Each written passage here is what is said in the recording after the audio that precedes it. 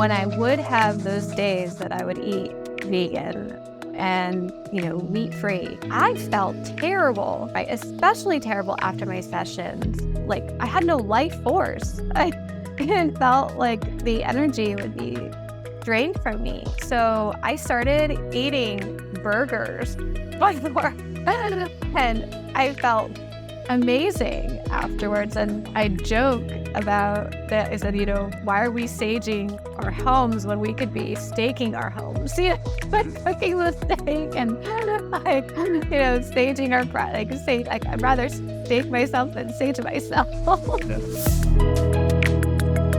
Hey, hello everyone. Thanks for joining another episode of Plant Free MD. I'm your host, Dr. Anthony Chaffee, and today I have a very special guest, Angela, who has been kind enough to come on the show and give us her personal story. Angela, thank you so much for coming on.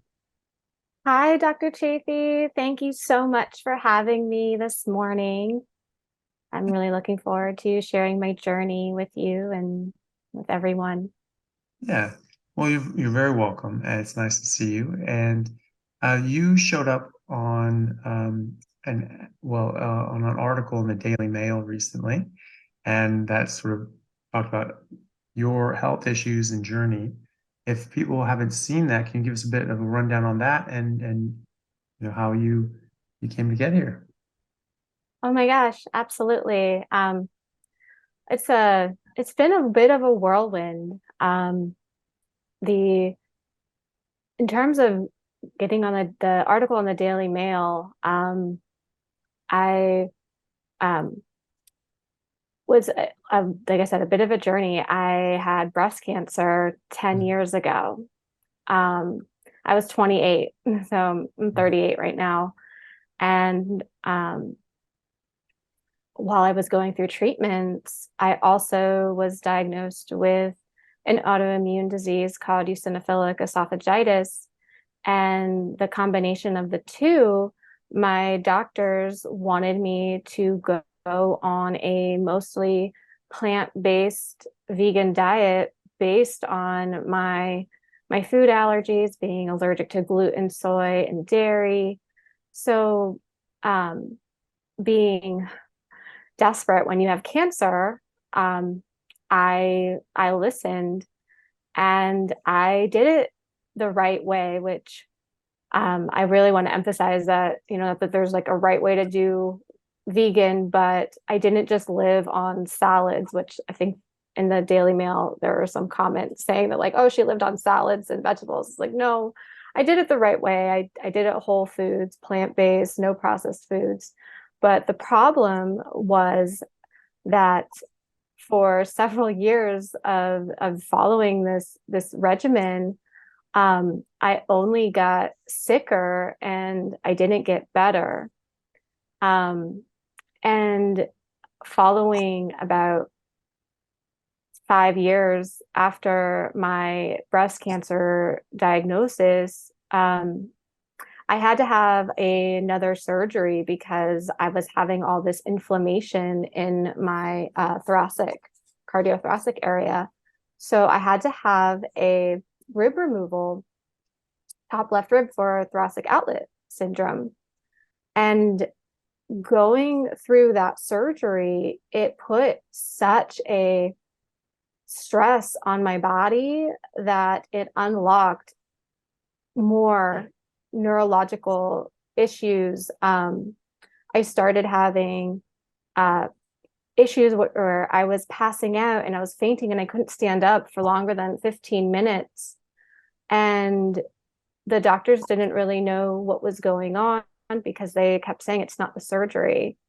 And at that point, I just knew that I had every neurological condition per neurological diagnosis.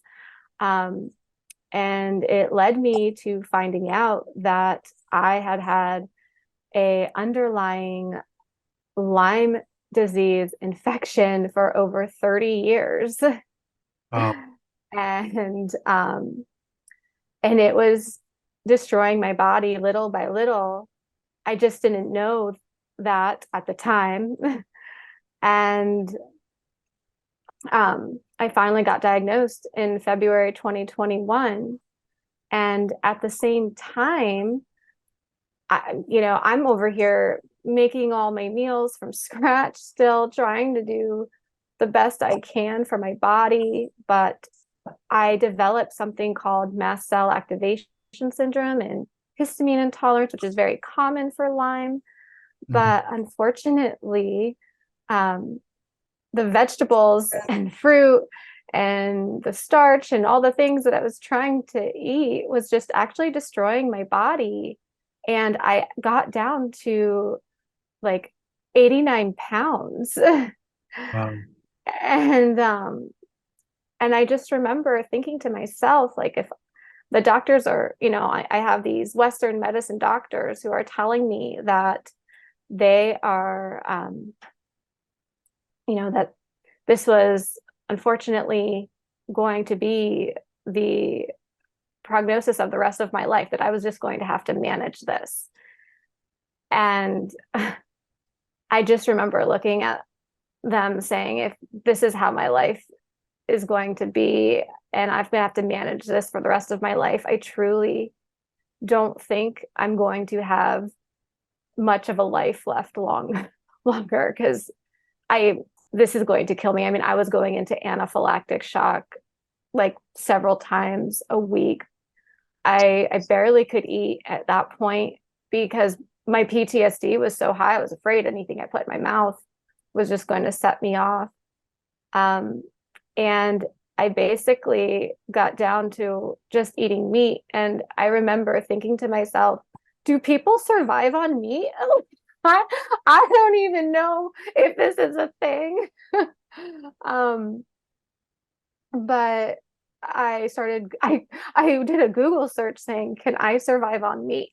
Yeah. And I found all of these stories about people eating meat. And this was back in February 2021. Um, and I then found some other carnivores who were very kind and helpful, but just eating meat though wasn't enough for me, because I didn't so I had to learn about histamine and what was going on with my body with histamine. And that's, I called over 500 farms and found a farm in Illinois called Billy Doe Meat. And between the relationship I created with them, they became my pharmacy.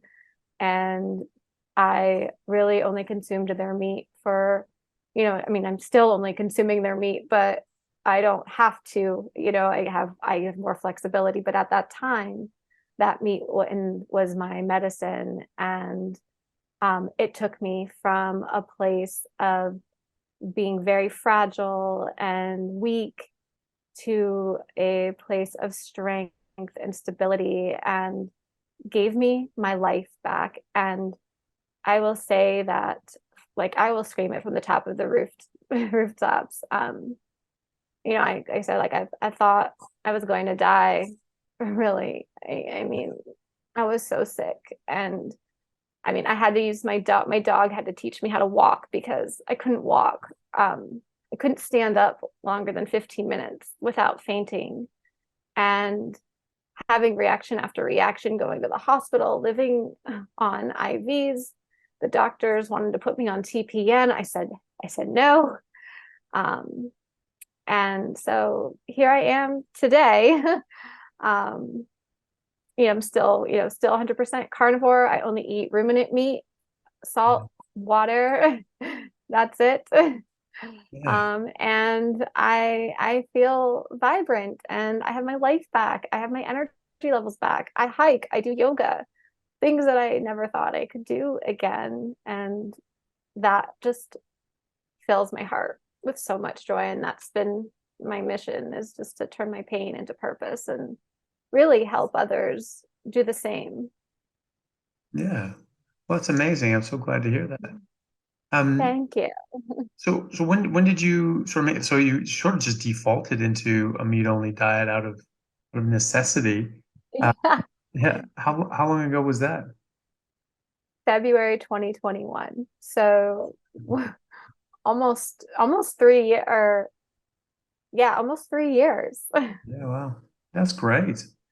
And since then have the other issues like the mast cell activation syndrome and the eosinophilic esophagitis, has that cleared up as well, or are you still Mhm. with those? It has. I think because I'm still eradicating some of the Lyme infection. Mm. So sometimes I'll get like a little bit of a flare up here and there, but I have not really needed any like mast cell stabilizers. And if I do have a little bit of a flare up, it's not like it's food related. It's more so, oh, I maybe pushed myself too much, but then I have family that tells me like, well, you did more than you did more than most people would do. So that's the thing. I push my envelope a lot. So if I have a flare up, Mhm. it's mostly because I pushed myself. Maybe I walked six, I should have maybe hiked 5 miles instead of 8 miles, It's but no, I don't really have those episodes anymore. And um, you know, that right there it's been a blessing for me to just be able, and the simplicity of it too. I should also add, made my life, especially when I was super sick and I couldn't even chop a vegetable at that point. I couldn't even stand over a stove. Um, just being able to have a simplicity of not having to think, because when you are in that state of fighting for your life, the last thing you want to think about is, what am I going to eat today? What vegetable am I gonna chop, or am I gonna make? And especially from someone who loves to cook, it was really hard for me to not be able to cook. But it actually was, for me, another blessing was I didn't have to think anymore. I could just go to my freezer, pull out what I needed, put it in my stove or on my instant pot or on my on my oven. Like, it just made my life so much easier. And personally, I still love having that convenience because I do have a busier life now that I'm keeping up with, and I don't have time to sit there and make recipes. I love just being able to say, hey, I'm just gonna eat this piece of meat today, and I feel amazing. And it's like medicine, right? Like, our food, it Mhm. should be our medicine. Yeah. I mean, that was one of the original statements, whether it was actually Hippocrates who said it or just attributed to him. It said, let food be thy medicine and medicine thy food. And another thing it also attributed to Hippocrates was, before you cure someone, ask them if they're willing to give up the thing that's making them sick. Yeah. And Yes, so true. Most of it, our natural state of being should be one of health. Animals that's are right. healthy or they die, they get eaten by something, and so, we have come about the same way, and we should have that inborn health as well. So if something's going wrong, either we have a major genetic issue, and you know that's a thing, or we're doing something to ourselves. Our environment is affecting us and afflicting us in some sort of way, and we just need to sort of figure that out, because that's not normal. It's not normal to be so unwell that you're having anaphylaxis a few times a week. I mean, that's terrifying. I mean, to say the least. Yeah, Yeah. I mean, were you having to be hospitalized multiple times because of this? absolutely. Yeah.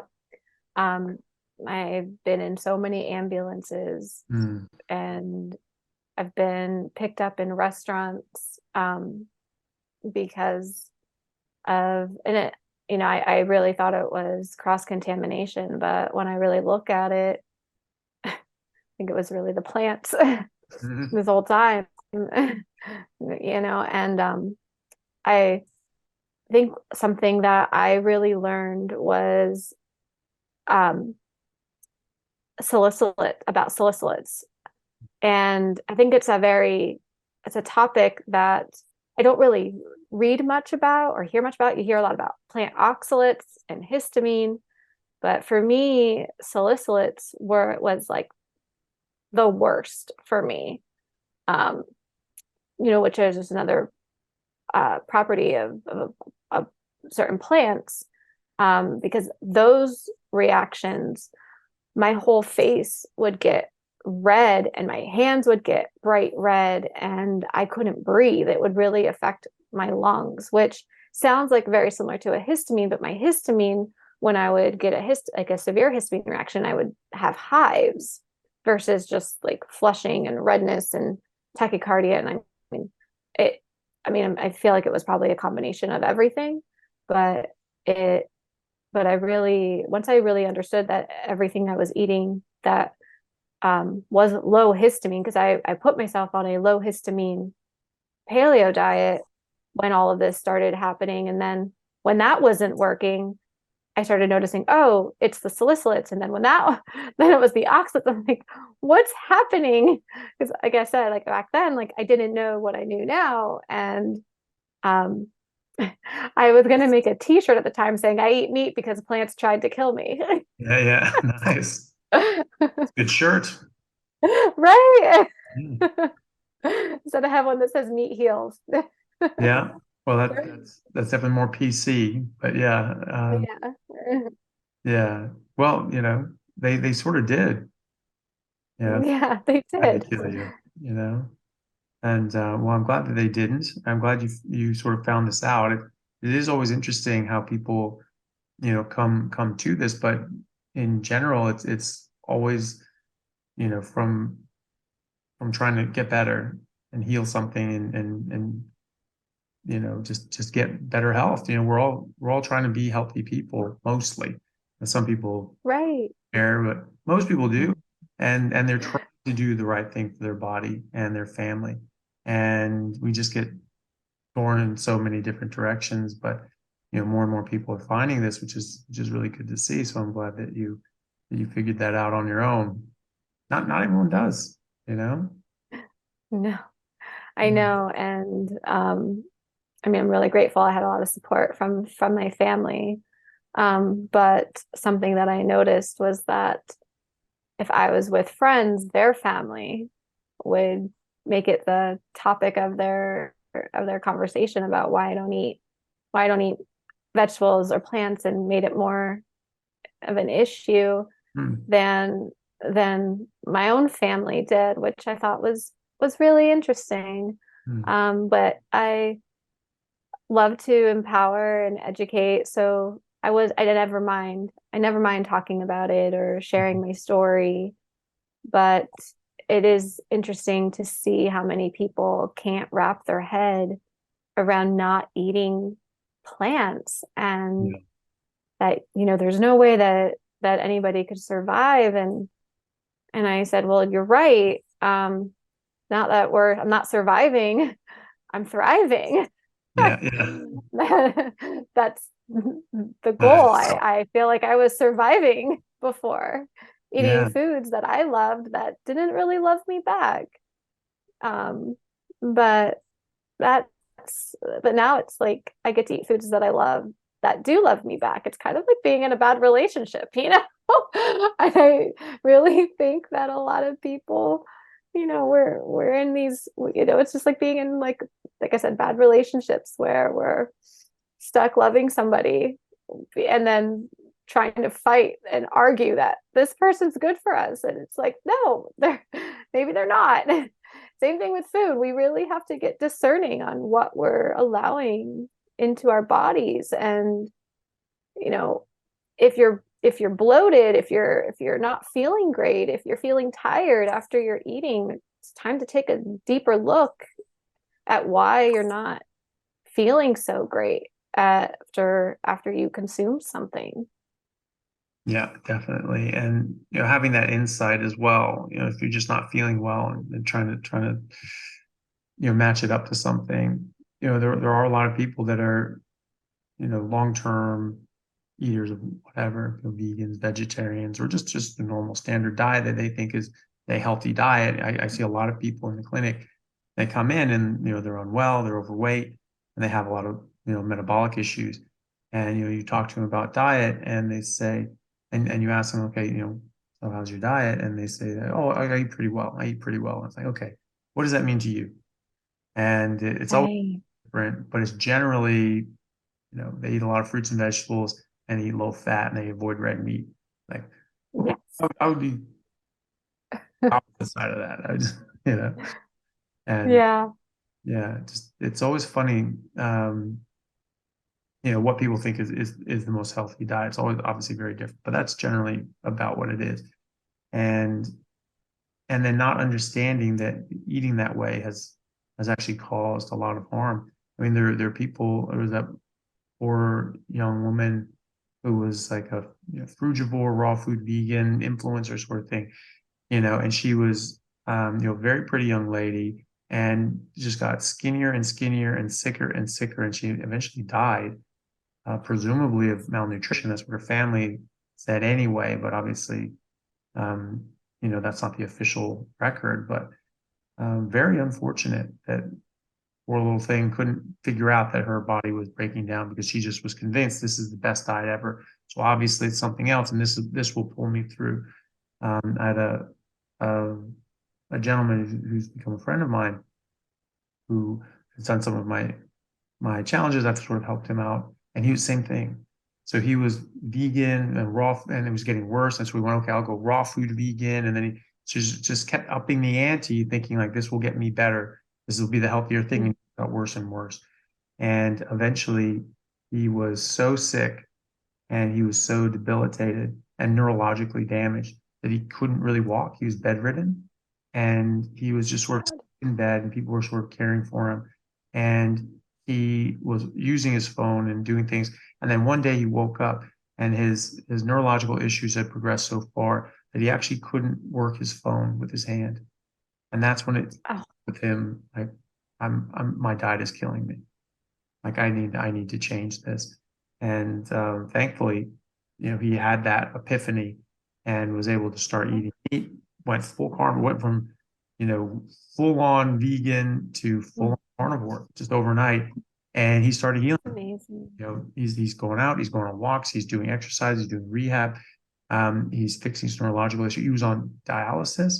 He destroyed his kidneys. He's like, he's in his early 30s, and his kidneys are shot, and he's doing dialysis, and he's starting to get better. His kidney function is starting to improve. He's starting Amazing. urine, which is not supposed to happen. That's supposed to go the other way. So, it's wonderful to see that, but you have to have that insight as well, and not everyone does. Oh my gosh. And that, like, when I was losing so much weight, I was so, I was so at a loss, right? And I remember my doctors telling me to eat ice cream. They're like, I don't care what you eat. Eat ice cream. Get, if you can stomach some donuts or cupcakes or, we just need to get those calories up. Just not steak. Right. That's what I was like, no, not one time did they say eat a steak. Mm. And I was eating when I was eating meat, I was eating chicken and I wasn't feeling so great after that. So that was why I didn't really think I could. I mean, yes, like that I love steak, but if I ate a steak, it was, maybe like a palm, the standard size of a palm. I don't even know what that means anymore. This is made up. But but yeah, I would eat, like a little bit of a steak, but mostly if I could stomach down any protein, it would be like a chicken thigh or a chicken wing, but it would be boneless and skinless because that was what the low histamine diet entailed, was no skin, keep the fats low. And like I said, and then between that and trying to do my own research and do what I thought was best based on my doctor's requirements and what he wanted, and we're trying to get my calories up. And I mean, I lived on vegan and gluten-free donuts from a local bakery, and I was still dropping weight like crazy just because I didn't know that I had Lyme disease, and I didn't know that here all I was doing was just basically just feeding the spirochetes and giving them food. I wasn't really giving myself any food. So all of these, I mean, sugars, we already know sugar is bad, but again, everybody around me was just trying to get me well, but no one ever brought me a steak and said, eat this, like try this. And it really wasn't until that I was like, I'm gonna die. I don't know what to do. And I started reacting to more and more plants that I just said, well, I guess here we are. I'm gonna just live on chicken. So I didn't, again, like, because it was so anti-red meat, until I started realizing that chicken just made me feel terrible. And it wasn't until I started just eating ruminant meats, which I remember specifically, it was June. So I started a carnivore in February 2021. And then by June 2021, so maybe 5 months later, I stopped chicken and I just went to only red meat. And I've only eaten red meat. Beef, lamb, goat, veal, venison those have been my sources. And I've just never turned back. Yeah, nice. So is that what you're eating now, just mostly red meat, or can you tolerate other things as well? I only eat red meat. Yeah. I haven't really tried introducing other carnivore foods like eggs or chicken or pork. I have mixed feelings about it. I think it would be nice to just see if I could tolerate some eggs or some pork, but I just feel so good with eating red meat that I don't feel like there's an absolute need to bring those back into my diet, because like, to me, red meat is king. So why settle for less? If I'm gonna only, like, I eat 2 meals a day, so if I'm gonna eat 2 meals, I want to feel some, I want it to be substantial. And eggs and chicken never really made me feel substantial, like, or satiated, really. I just always felt a little tired, and don't really think they're all that great. And they can be very inflammatory if you don't get it from a great source. Yeah, very true. And obviously with your sensitivities, you have to be a bit more careful. Absolutely. I've sort of naturally gone that direction myself, not because I have, medical conditions that I need to avoid, but I same thing. I just feel best when I eat red meat. Right. Yeah. Hey everyone, if you need a little extra help getting started on a carnivore diet and my online resources that I have for free aren't enough for you, you can go to www.howtocarnivore.com and sign up for a 30-day carnivore challenge, where you'll have online resources, group support, weekly Zoom meetings, as well as the ability to chat live with myself, Simon Lewis, and the others in the challenge who can help you and support you and give you extra advice and help you along the way. So if that sounds like something that would be beneficial to you, then please go to howtocarnivore.com and sign up. All right. Thanks, guys. We'll see you there. And so, that's why I just sort of, that's my preference. And so that's really good. So you were saying as well that in your line of work, there's still a lot of plant-based sort of feelings and ideology as well. Is that still going on, or is that how is that navigating that situation?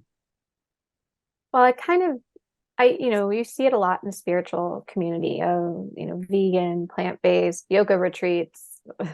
They're all vegan based. And personally, I've never actually been to one because of that.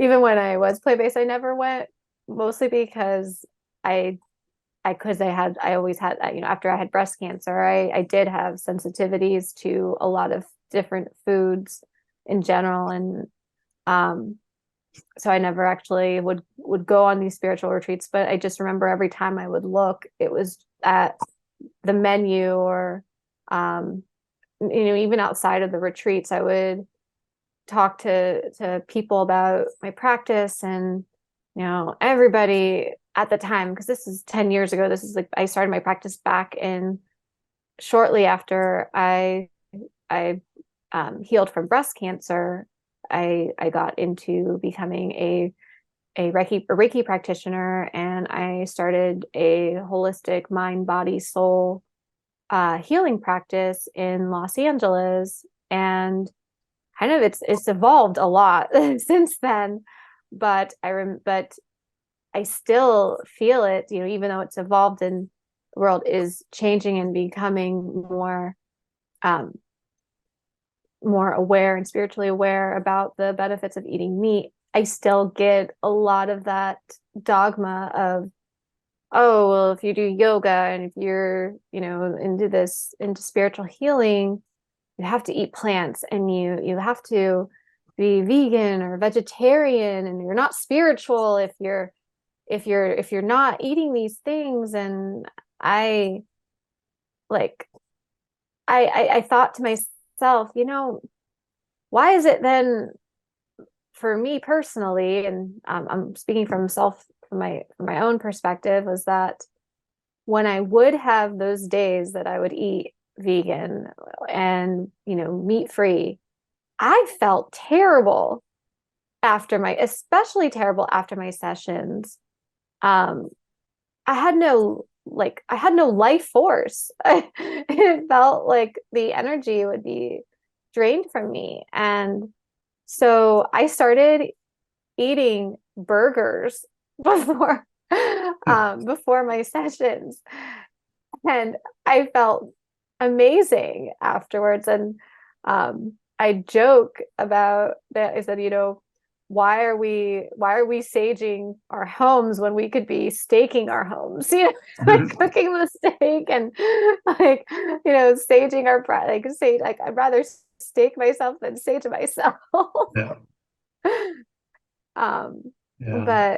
But it is definitely something that I still hear about in the spiritual community. But I've also kind of been trying to make it my mission to spread a carnivore revolution, in hopes that it catches on, that we could all be benefiting from, even if you're not eating 100% meat, we could all be benefiting from eating more meat, and specifically red meat, especially in the spiritual community.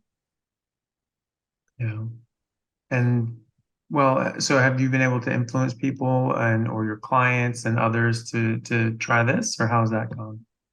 Yes, absolutely. So I've created these programs around healing, and been targeting a lot more and more clients that have like Lyme disease, mold, SIRS, chronic illness. It's kind of where my focus has been going through. And just because it's something that I'm so passionate about right now. So I've been attracting more of that. But I now, before I even start working with my clients, the first thing I ask them is, what's your diet? And it's something I never really asked before. I mean, we would lightly talk about it, but now it's something that it's the first level of foundation of healing, because we can't really heal unless we are properly giving ourselves the best source of nutrition, because we need to regulate our nervous system and food, specifically meat and fat, are going to help you do that. And so now it's something that I really work with my clients, and I understand that everybody's at a different level. Not everybody can just dive right into being a strict carnivore, but it's something that I make it's the focus point at this point. It's either animal-based, ketovore, I find where they are in their journey. I've had a few clients that were also plant-based. I've even had some people that were suffering with alpha-gal because of Lyme. And I've helped them not only heal using other foods that they maybe wouldn't have thought about, like ostrich and alpaca and llama, which are red meats that are not cow or Yeah. lamb, goat. They are in the they're not part of that. And I actually found a farm in, I believe it was Kentucky, that was created by people that had alpha gal. Thank- So I definitely make meat and a carnivore diet a really strong focal point in my practice, and I have seen it work wonders. And I kind of say, like, if you're not willing, I with all respect, if you're not willing to at least incorporate more animal protein and fat in your diet, I don't think that we are a good fit to work with each other, because I'm here to educate, empower, and help you and be there to support you. But I have found when I've tried to work with vegans, it's really hard to heal someone who's not willing to do the groundwork of at least trying to incorporate, you have to meet me halfway. So I really just like to focus on, laying that foundation of nutrition, but also regulating the nervous system by reconnecting our mind, our body, our emotions, our spirit, and allowing that to have allowing ourselves to have that safe space to heal, which I think is super important. Yeah, definitely. And yeah, again, going back to the Hippocrates thing, you can't heal someone if they're not willing to give up the thing that's making them sick. So it makes perfect sense, that you need to work with people that are willing to let you help them. And Yeah, exactly. yeah, that's crazy about the alpaca farm in Kentucky. I hadn't heard about that. Yeah. Didn't know that alpaca was safe on alpha gal. So that actually Yeah. major concerns of mine. I remember when I was getting into this, and I was just feeling so good, and it was like sort of a couple of years into it, and then all of a sudden this Lone Star tick thing came out, and I was like, I cannot be anywhere near where Yeah. that tick is. Like, I can't do this. I can't go back. I'm not doing that. Obviously it's only certain meats, you can still eat a lot of other meats, but that freaked me out. At first you didn't know, it was just like meat. You were allergic to meat. And I'm like, can't do that. Like I will die. Like I can't, no, I'm not doing that.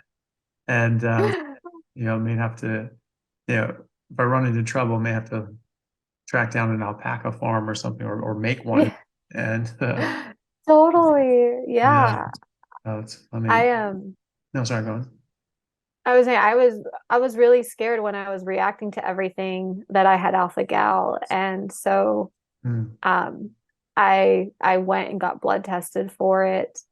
And then I also got food allergy, like IgM tested, or IgE, or I think it's something, tested for it, just to make sure that I didn't have alpha gal and that I wasn't allergic to ruminant meat, and that it was purely just I needed to focus on lowering my histamine bucket, which is how I found Billy Doe meats and how I found the alpaca farm.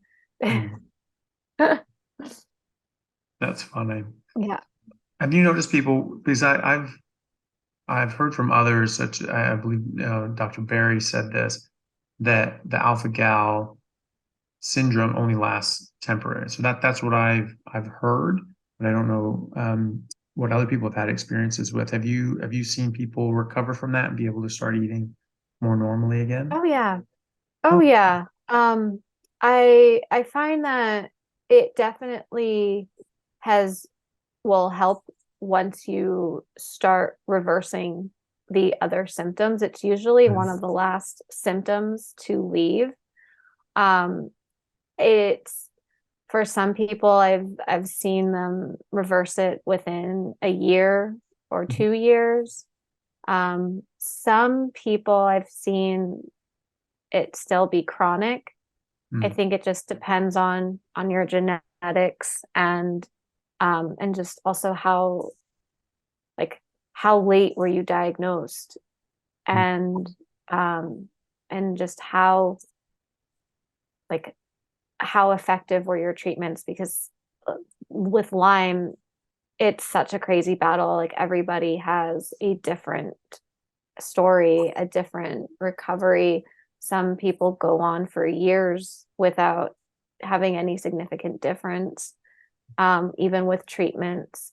So it's, but the people that I've helped personally, they are eating red meat, like they're eating mammals again.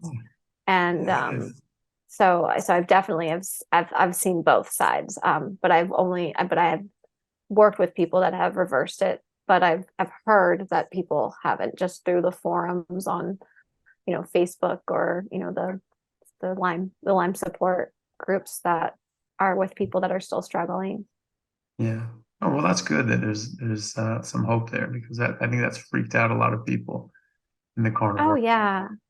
Yeah, and we're Yeah. alpaca. Yeah. Yeah, alpaca. I think that what's interesting though is that it's becoming more and more talked about now, about alpha gal, Yeah. and which I thought was interesting, because I've been hearing about alpha gal even before it was carnivore. And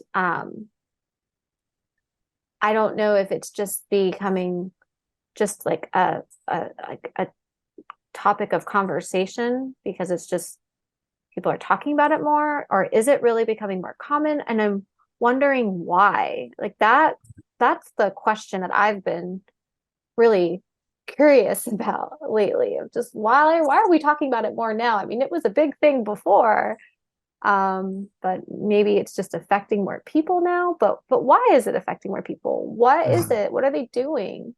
What's going on? Yeah. um Yeah, definitely. Like, and why is it just coming up now? Right when yeah.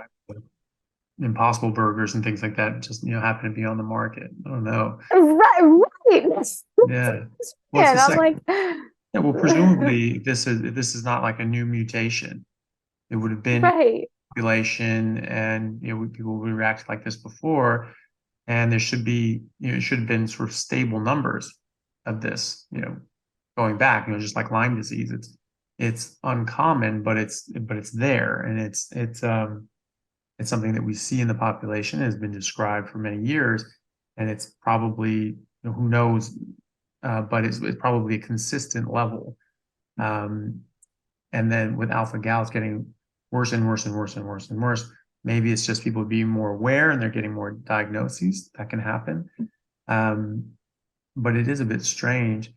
And you have, the people, the anti-meat people, because they say it's, it's just, animals somehow that have existed for hundreds of millions of years are now destroying the planet for all the other animals, I guess. And they're saying that we should try to genetically modify people and make them allergic to meat, so they're not allowed, they can't eat meat. They're physically repulsed and damaged by eating meat, so that they don't do it.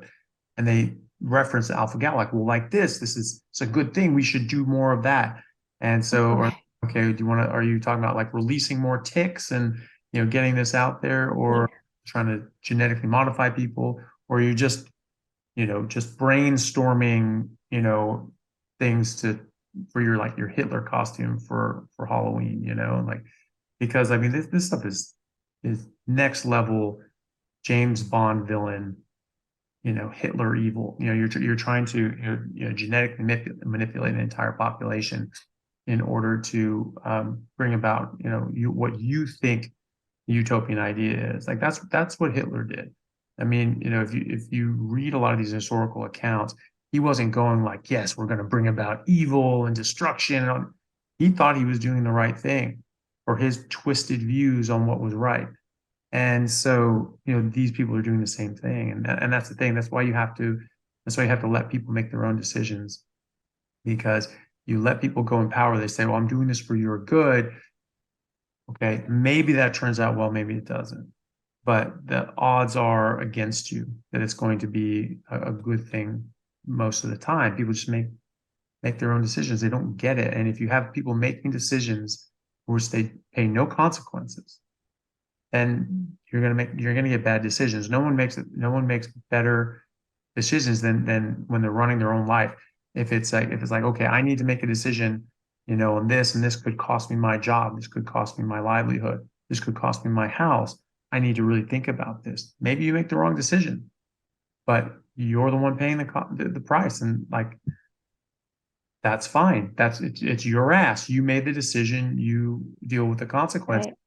Problem comes is when you have other people that make the decision, make the mistake, and millions of people, billions of people pay the price for it, and they pay no consequence. They pay no price for it. You can't have that happen. So yeah, I don't know why the numbers are increasing. I do get suspicious. I'm a bit more cynical as I get older. I started out pretty cynical, but I just don't trust anything anymore. And I'm not saying that anyone's doing this, but if it came out, I'm not going to be shocked. It's just Same. I'll just see what happens and see what unfolds, and in the meantime, just try to do my own thing. But it's very strange. It is. Same. I mean, everything that you just said has been something that I've been so passionate about and I've been thinking about. And like you said, I can't make any claims, but if Mm. this came out, I wouldn't be shocked. And because the other thing, I mean, it's not only making us more afraid of eating meat, but it's also making people afraid to go outside. Mm. And where we also is like what we also need to be doing, we need to get sunshine. We need to be going out and putting our feet in the earth and spending time in nature. I mean, that's also part of our medicine, right? Movement out, just and there are so many people that, and I hear it too. It's like, I won't go outside, because that, nature tried to kill me, and I don't want to get bit by another tick, and it's like I specifically get it. Like, I understand the fear, but what are you going to do? Stay inside, stay on our screens, have Mm. more screen time, have more blue light exposure, not get fresh air. These are really important. And if we keep fear mongering with the alpha gal and the ticks, it's like we're all just going to be condemned to our house, and we're just going to be living on our own Mm. lockdown. And that lockdown, yeah, it might be in our house, but it's really just it's internal. And then to see all this lab grown meat and people eating crickets and bugs and the Beyond Meat and Possible Meat. I'm like, okay, why are we making meat or fake meat to taste like real meat with 1,000 ingredients and saying that's good for us, especially with all those seed oils. Mm. But and when we're feeding that to the public and saying that this is the right way, but so it's like, stay in your house, stay away from red meat, don't beware of the ticks, but eat these plants. It's like I don't know, I just, not that I'm trying to like go into like a conspiracy theory, but I've felt like we've been poisoned, like we've all been reprogrammed. We're like been living in this matrix, and until you actually step out of the matrix and start doing what nature intended you to do, which was eat a proper diet and getting proper exercise and getting proper sunlight and really receiving nutrition, not just from from your food, but from your environment with fresh air, grounding, nature, movement, that's when that's when I truly started to heal. And I believe that to be true for everybody, not just me. I'm not special. I just went with my body. I just started working with my own body's rhythm and how I was created versus what man created. Yeah. Hey guys, just want to take a second to thank our sponsor, Carnivore Bar. I don't promote many products because honestly, all you need to be healthy is to just eat meat. For those times that you're out hiking, road tripping, or stuck at work and you want a nutritious snack that is just meat, fat, and salt if you want it, the Carnivore Bar is a great option. So I like this product not because it's just pure meat, but also because I want the carnivore market to thrive as well. And the more we support meat-only products, the more meat-only products there will be available in the mainstream. So if this sounds like something you'd like to get behind, check it out using my discount code Anthony to get 10% off, which also applies to subscriptions, giving you 25% off total. All right, thanks guys. Yeah. I don't know the motivations. Could just simply be, financial. They have a product they're trying to push. I don't think it's just that though. There's a lot of that. There's Same. millions of dollars at stake, and they want that, and we're spending trillions of dollars on processed food and sugar and all that sort of nonsense, and we're spending trillions more dollars on healthcare in order to treat all the problems that come from eating that stuff. And so, those Yes. interests are obviously very vested in continuing that and propagating that. If people get healthy, they get healthy by not eating that. So they stop eating that, so they lose, billions, trillions off lost revenue of the sales, and then they get healthy, so they don't need all the, the medications and the medical practice to bolster them up and just keep them from falling apart. So I think that's amazing. I think that would be an amazing thing, and I think all these people that are making these drugs and making these foods and all these sorts of things. I mean, it takes a lot of brain power. It takes a lot of research to try to do that stuff. Imagine taking all that money, all those trillions of dollars, all that brain power, and actually putting it towards something useful, right? As opposed to just making crap and then having an ad agency really push this out to people, make it really addictive and sensational, and all the pharmaceutical companies and medical equipment companies having them work towards curing actual things that actually exist, and all those people are very smart. All these scientists and researchers are very brilliant people who have worked their asses off in school and academia to be able to do this sort of research and come up with new amazing things. But they're coming up with drugs that don't need to be there because they're treating a problem that doesn't need to exist.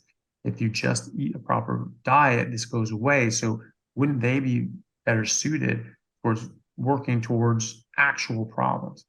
That's a problem though. I think it was Goldman Sachs who said at some sort of meeting that they were having, I don't know if it was a stakeholders meeting or what, but it was leaked out saying that it sort of asked the question, is it a good economic model? Is it a good business plan to cure diseases? Or better to just treat the symptoms of disease and let them perpetuate? That is pure evil. You're talking about allowing someone to continue suffering, not someone. You're talking about millions of people, hundreds of millions of people saying, we could try to cure this, or we can just perpetuate it and profit from you for the rest of your life. Or instead of focusing on things we think we can cure, focus on things that we don't think we can cure, but we can just band-aid it and then charge you for a lot.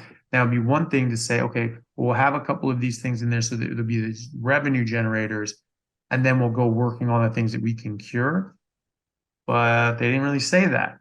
And so I think that's actually quite evil, to try and perpetuate a state of misery and disease and suffering for your own.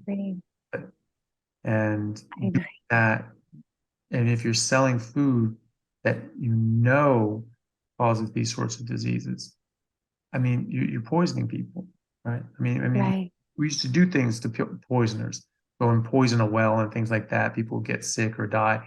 Um, there was something that happened to them. They got a blindfold and a cigarette, and they stood in front of a sunny wall for a little while, and then they were gone. So, those sorts of things, I think, are evil.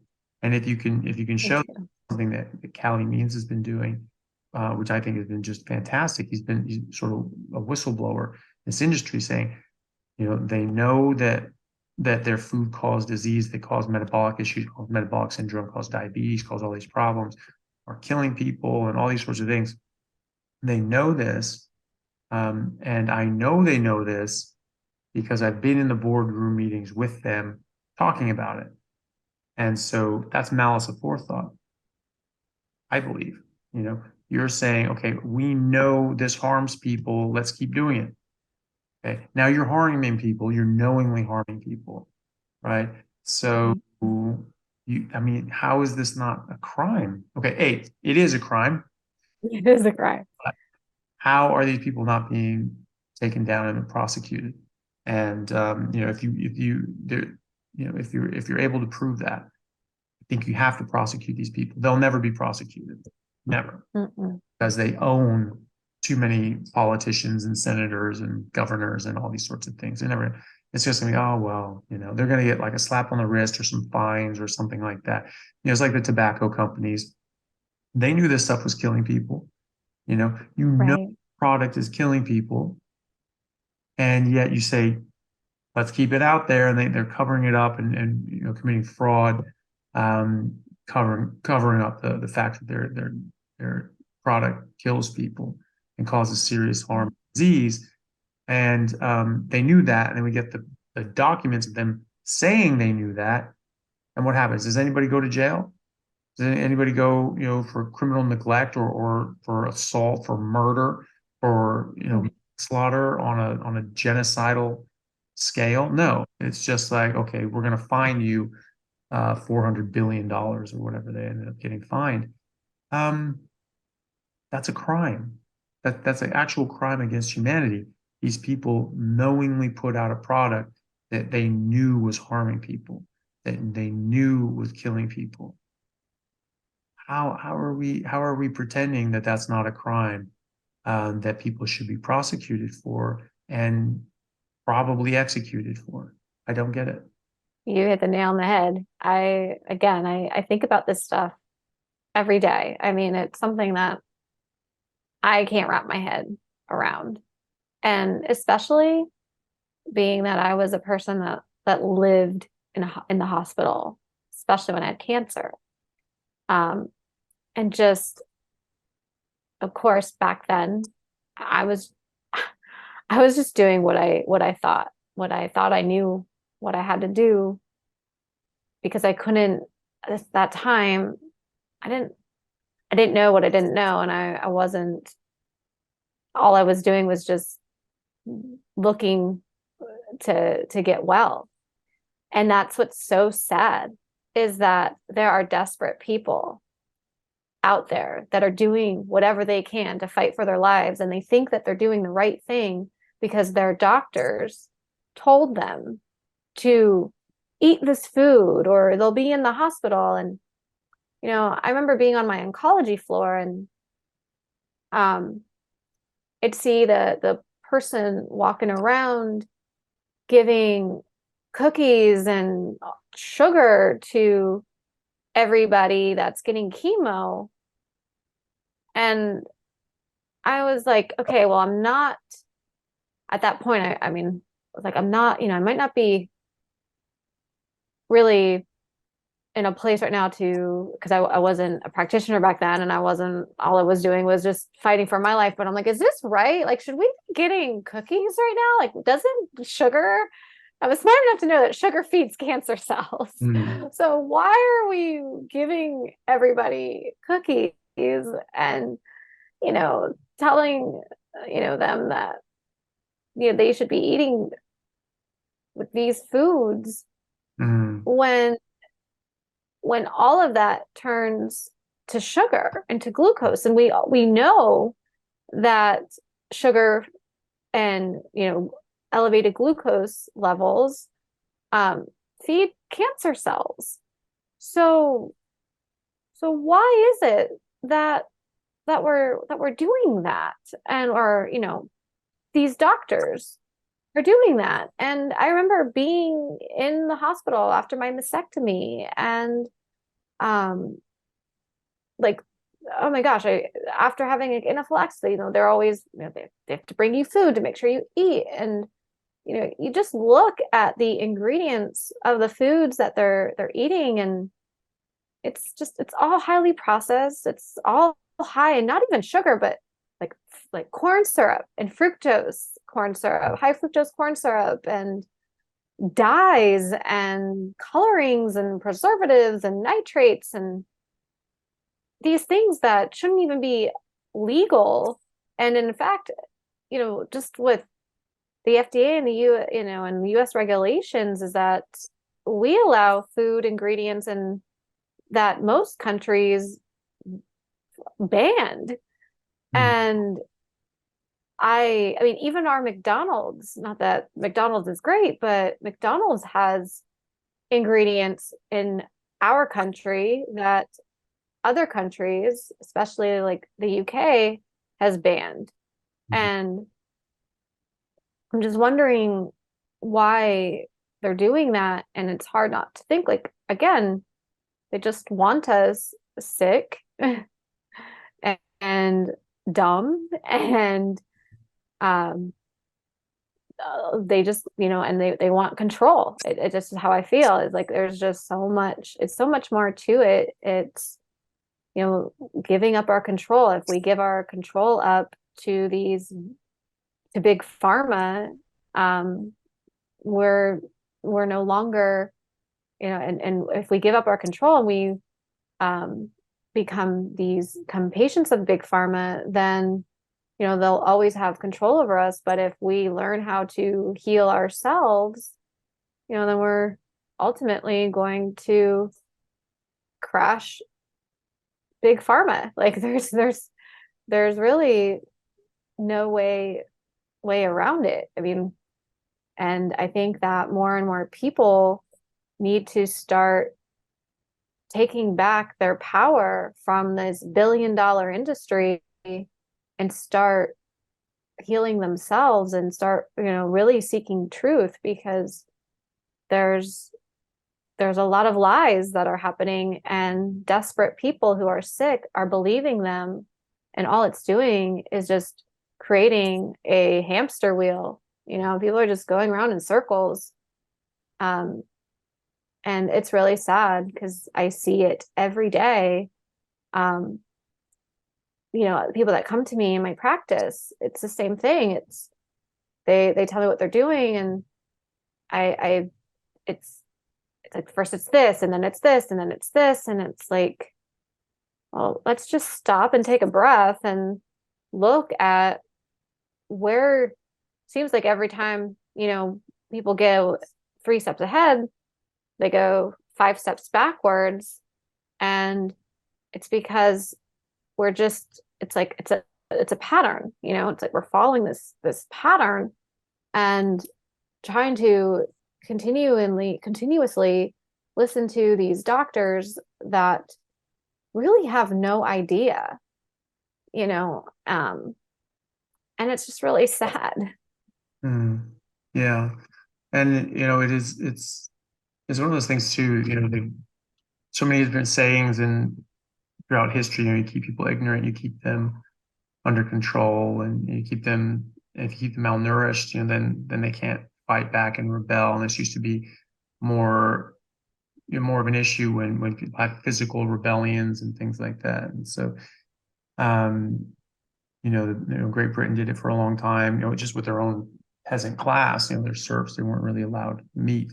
And same with the Irish from the British, India as well, and many, many, many other examples. So this isn't a new toy. Right. Right. Pushing plants and things like that, or forcing it. The Romans would cut off the meat supply when people would get uppity, and then they'd start handing out bread, and put on circuses. So we all know the phrase "bread and circuses" to appease the masses, but they don't tell you the other side of that, which is they cut off the meat supply. And there were even to touch on other sorts of issues. There was an ancient Greek city-state. I can't remember the name of it, but I remember Professor Victor Davis Hanson from Stanford at the Hoover Institution at Stanford talking about it. And he was saying that there was an invading king who took over, and what he did was he basically executed all the men and all the older boys of fighting age, and he passed an edict that all the young boys that they didn't kill had to be dressed as women, like put in dresses and raised as women. And the reason was to effeminate the men so that they didn't grow up to be guys that could mount a rebellion against him. So that just sort of gave him another generation of separation before anyone would start looking around. And so it was it's a bit funny how these things sort of replicate. And Thucydides, again in ancient Greece, talked about how there was a civil war sort of between the city-state, and he was marveling. He's like, they're changing the definition of words in order to push their political ideals. It's like, what the hell is going on? They're literally changing the meaning of words. Now we're seeing that all the time. That word doesn't mean that anymore. Why is that? Have you told Oxford? Because they might want to know. And so true. And so there are all these tactics, and you read different things by Solzhenitsyn, the Gulag Archipelago. You read Friedrich Hayek, the Road to Serfdom, and they call it, like, telegraph is like, this is what you look out for. These are the things that happen. Theodore Dalrymple writes about it a lot. He's in England, and and Thomas Sowell as well. So they're telegraphing and they're saying, hey, look, these are the things to look out for. And if you read this stuff and you're looking around, you're like, this is all in the playbook. This is everything going on right now is exactly what's been said. Or you read Saul Alinsky's 12 Rules for Communist Radicals, and this is what you do to tear down a free society and impose a communist regime. And you have a lot of people that are saying we're trained Marxists, and this is what we do. We want to bring about a Marxist regime, and they're like, and people are not batting an eye at that. It's just like they're doing the exact things that are set out in this, in these dossiers. It gets people killed, causes huge distress, and that's the plan. You destroy the family, you destroy the community, and get people weakened, get them beholden on the government, and you tear away everything that could keep them as an individual who can take care of their own life and live their own lives, and self-sufficient individual. And then once you get to that point, you've torn down society, then you get to rebuild it in your own image, and be in charge. And then it just really goes to hell very quickly. I mean, that's been every single time in every single country throughout history. And it's not a new concept. Communism is not a new concept.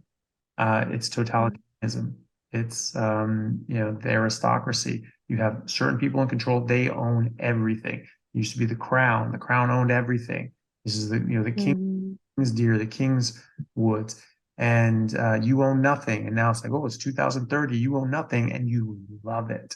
I don't actually. Thank you very much, because if we don't own anything, someone does.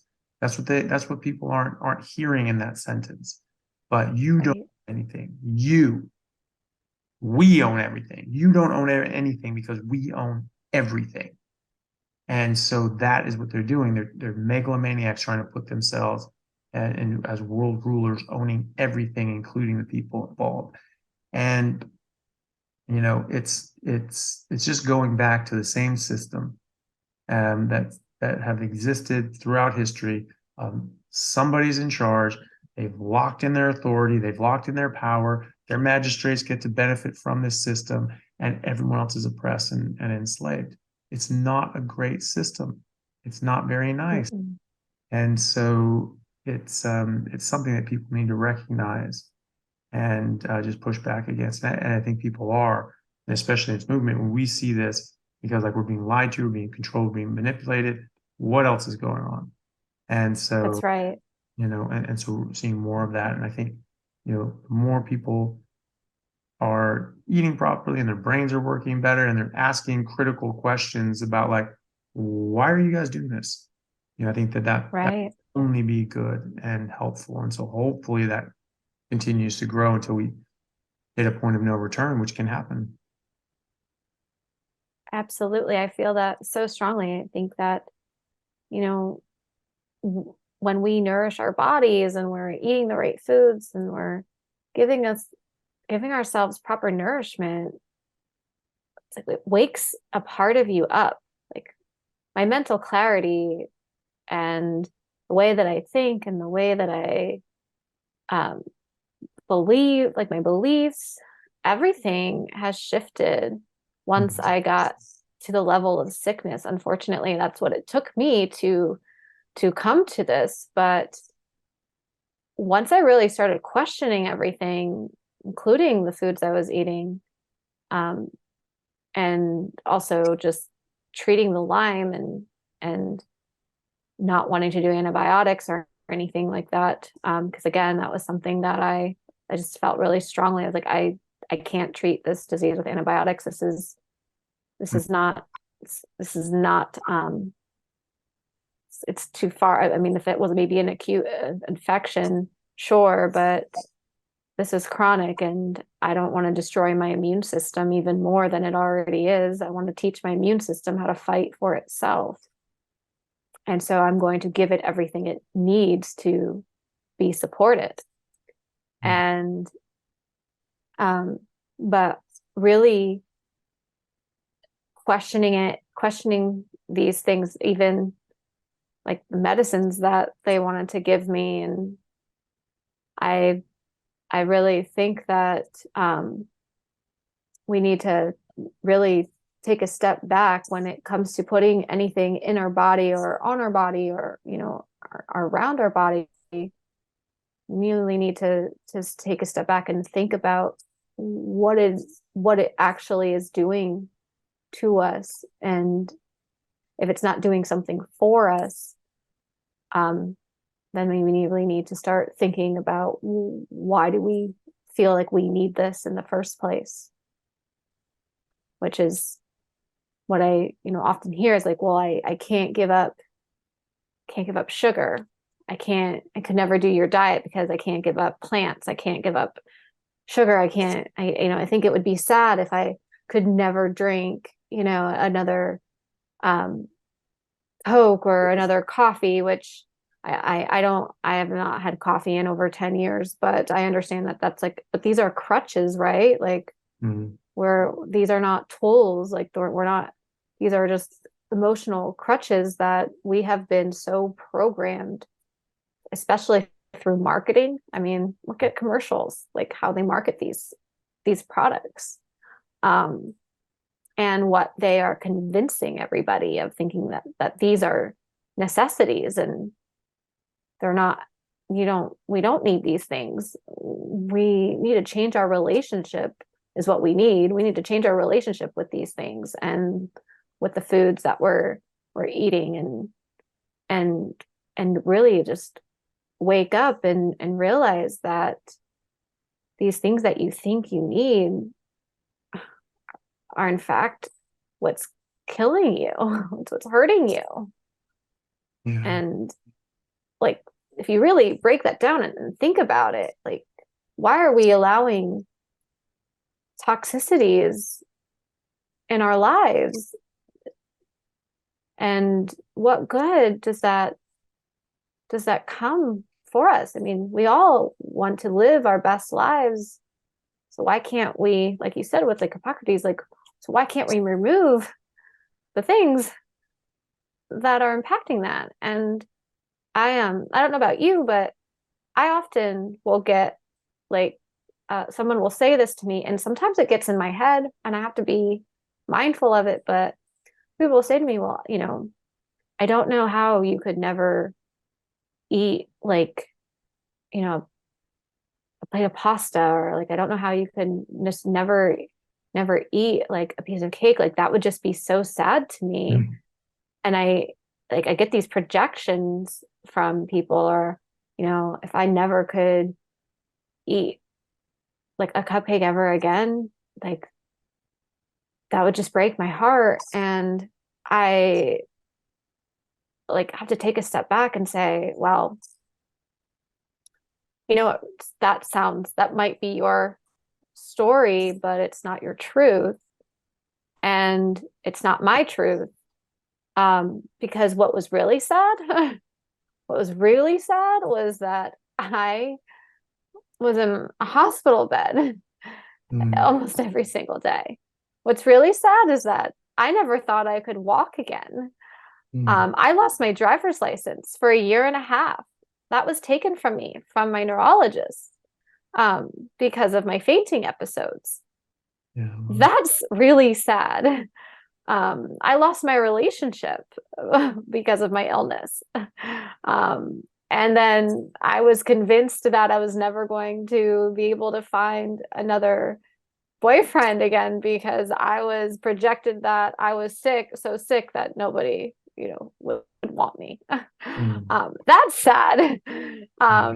So not being, it's not even like, I don't even look at not being able to eat something as a sadness. I say, why would I want to poison myself with something that wasn't made for me?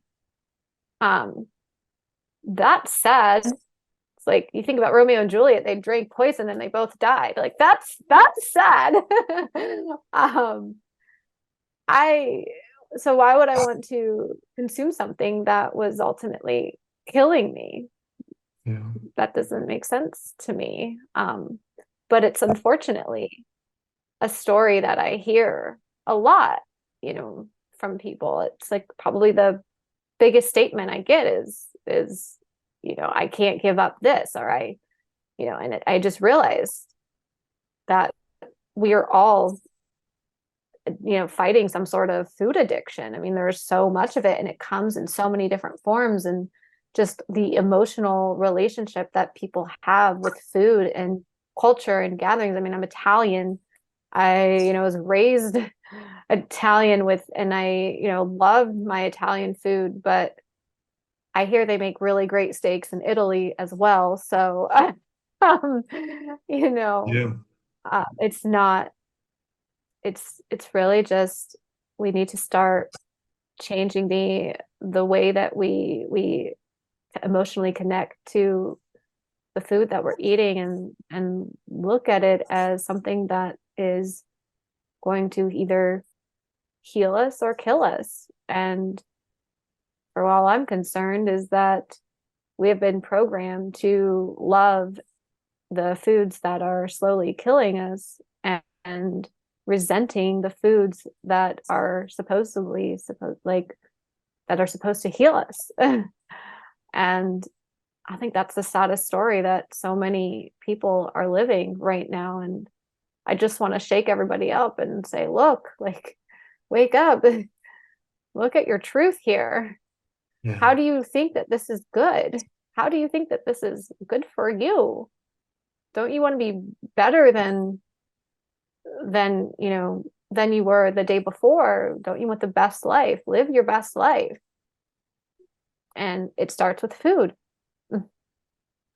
Yeah, definitely. Well, hopefully more people will be watching things like this and following yourself and finding that and realizing that they can actually be healthy too. Angela, thank you so much for coming on. It's been an absolute pleasure. I'm really glad that we had a chance to talk and get your story out there, and hopefully other people that are suffering with this, with Lyme disease or with mast cell activation syndrome. That's something that comes up a lot.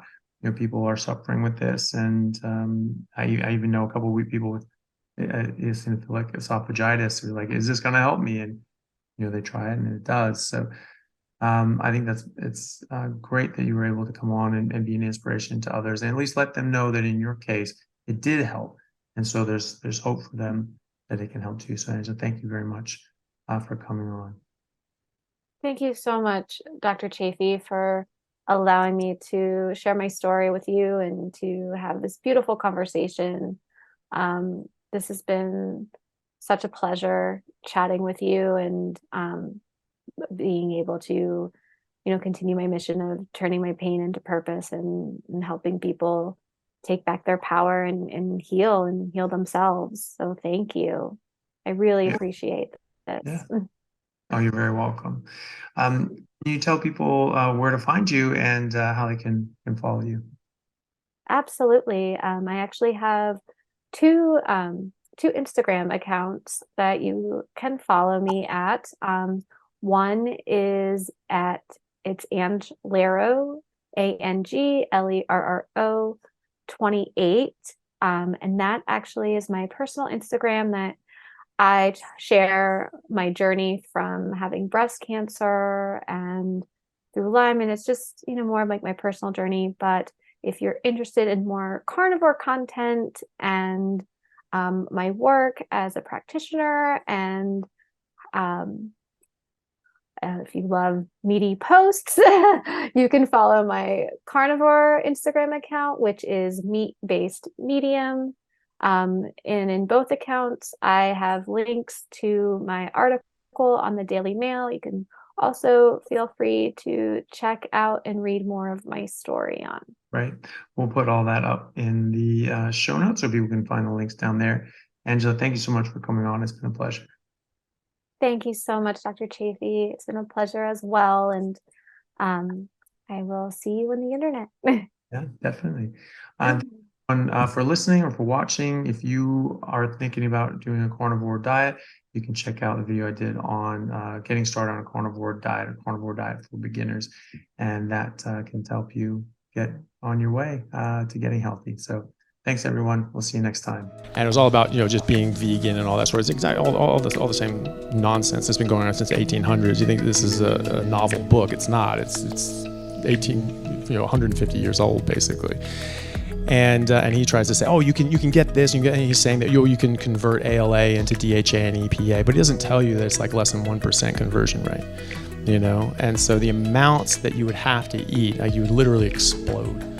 And the amount of toxins and nonsense that would come with it are just impossible to get. You can't get these things without supplementation on a vegan diet. You just can't.